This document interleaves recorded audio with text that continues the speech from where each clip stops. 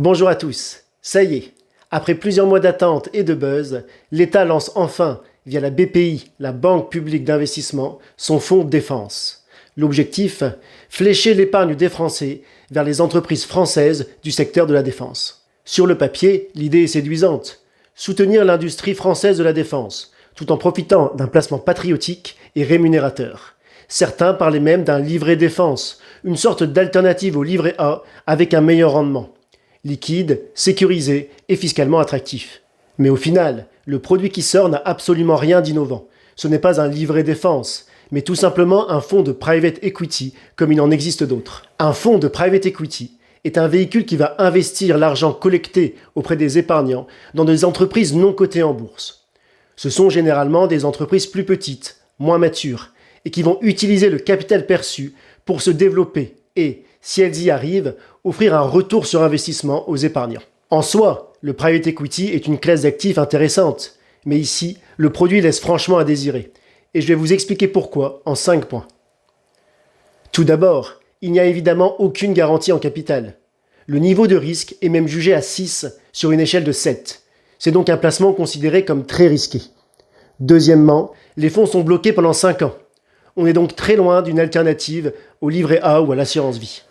Troisième point, le rendement. Non seulement il n'est pas connu, mais on nous parle d'un rendement cible de 5% annuel. C'est assez faible pour un placement considéré comme très risqué. Les actions, la pierre papier ou encore la dette privée offrent des espérances de gains supérieures pour un niveau de risque entre 3 et 5 sur l'échelle de 7. Quatrième point, les frais. 2,8% de frais de gestion par an, c'est beaucoup. Même si c'est habituel dans le private equity, on aurait pu espérer un geste de l'État pour rendre ce placement un peu plus compétitif. Le cinquième point est sans doute le plus déceptif. Ce produit n'offre aucune incitation fiscale.